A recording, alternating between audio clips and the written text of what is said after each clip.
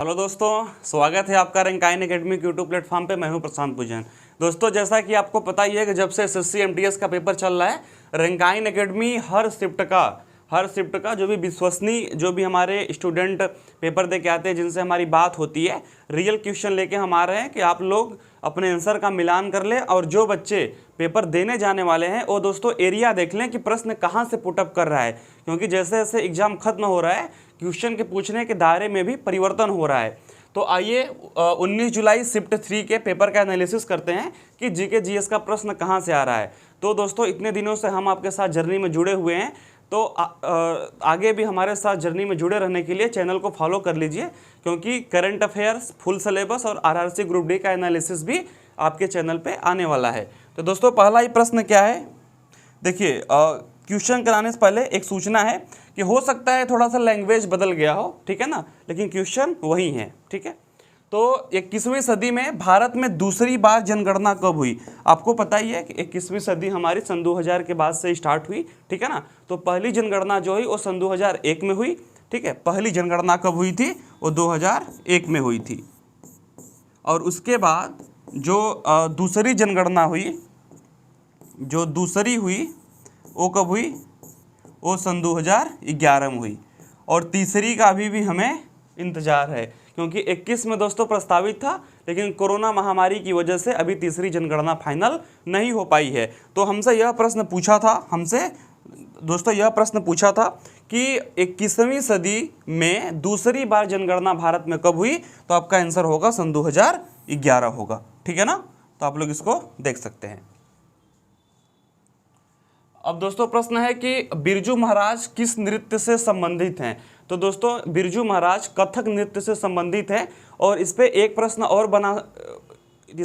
और आ सकता है कि बिरजू महाराज को पद्म विभूषण पुरस्कार कब मिला था? तो दोस्तों 1983, कब? 1983 में इनको पद्म विभूषण पुरस्कार मिला था, ठीक है ना। पद्म विभूषण पुरस्कार इनको मिला था, ठीक है। पद्म विभूषण पुरस्कार मिला था।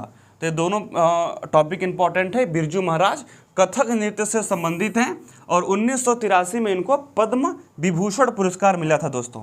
अब बात करते हैं, भारत में मुगल साम्राज्य का वास्तविक संस्थापक किसे माना जाता है, ठीक है। कुछ बच्चों ने बोला कि मुगल साम्राज्य का, जो भी मुगल वंश का जनक किसे माना जाता है, मुगल वंश की स्थापना किसने की। और कुछ ने बोला कि मुगल साम्राज्य का वास्तविक संस्थापक किसे कहा जाता है, ऐसा प्रश्न आया हुआ है। तो मैं दोस्तों आपको दोनों ही प्रश्न बता देता हूं कि जब 1526 में पानीपत के प्रथम युद्ध में, कब? 1526 के फर्स्ट बैटल ऑफ पानीपत, ठीक है ना। जब पानीपत के प्रथम युद्ध में बाबर को विजय मिली, किसको विजय मिली? बाबर को विजय मिली, ठीक है।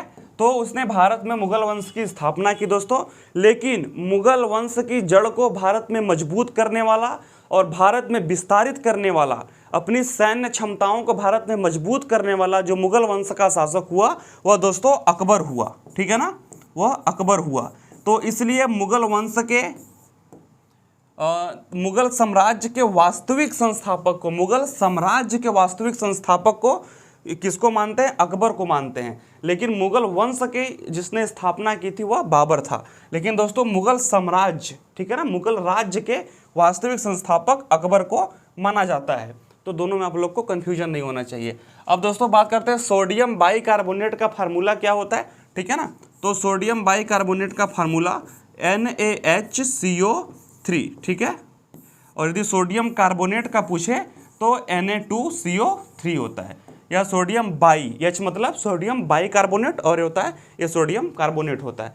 यदि ऐसा प्रश्न पूछे तो आप लोग देख सकते हैं, सोडियम का जो सिंबल होता है Na होता है, और आवर्त सारणी में यह 11वें नंबर पे होता है। Hydrogen, helium, lithium, beryllium, boron, carbon, nitrogen, oxygen, fluorine, neon, sodium, ठीक है ना। तो इससे यदि कोई प्रश्न आए तो आप लोग सॉल्व कर सकते हैं। अब दोस्तों बात करते हैं, सांसद बनने के लिए न्यूनतम कितनी उम्र चाहिए? तो आपको पता ही होगा कि न्यूनतम 25 उम्र चाहिए सांसद बनने के लिए। और दोस्तों दो चीज़ें इसमें और होती हैं। यदि आपको लोकसभा का सदस्य बनना है, ठीक है ना, यदि आप लोकसभा के सदस्य बन रहे हैं तो आपकी उम्र न्यूनतम 25 वर्ष होनी चाहिए। यदि आप राज्यसभा के सदस्य बन रहे हैं दोस्तों, ठीक है ना, अपर सदन, संसद का अपर सदन जो होता है राज्यसभा, यदि आप इसके सदस्य बन रहे हैं तो आपकी न्यूनतम उम्र कितनी होनी चाहिए? 30 वर्ष होनी चाहिए, ठीक है। लेकिन सांसद बनने के लिए 25 वर्ष चाहिए, और लोकसभा का मेंबर बनने के लिए 25 वर्ष चाहिए, और राज्यसभा का मेंबर बनने के लिए 30 वर्ष उम्र चाहिए। तो इनमें से जो भी प्रश्न आया होगा वही आपका करेक्ट आंसर होगा। तो जो लोग मिलान कर रहे हैं वो अपना देख लेंगे।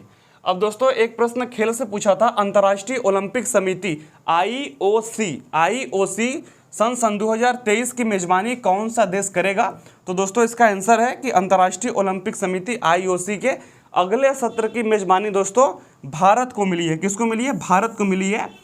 जिसका संबंध भारत से होता है, जिनमें अंतर्राष्ट्रीय कोई संस्था हो गई, खेल हो गई, या फिर कोई यहाँ पर प्रेसिडेंट नियुक्त हुआ दोस्तों, यदि उसका संबंध भारत से है तो ऐसे प्रश्न सामान्यतः करंट अफेयर्स में आपसे पूछे जाते हैं, तो इसको आप लोग जरूर प्रिपेयर करिएगा। तो सन 2023 में, और यदि स्थान पूछे तो मुंबई के जियो वर्ल्ड, ठीक है ना, जियो वर्ल्ड कन्वेंशन सेंटर में यह मीटिंग होगी। तो मेजबानी कौन करेगा? भारत करेगा सन 2023 में। तो दोस्तों आप लोगों ने देख लिया कि जो भी महत्वपूर्ण प्रश्न थे उसको हमने यहाँ पर डिस्कस कर लिया। तो आशा करते हैं कि ऐसे प्रश्नों को देखकर आपको आगे की स्ट्रेटजी बनाने में काफ़ी आसानी होगी। तो मिलते हैं कल की एनालिसिस के साथ, तब तक के लिए धन्यवाद।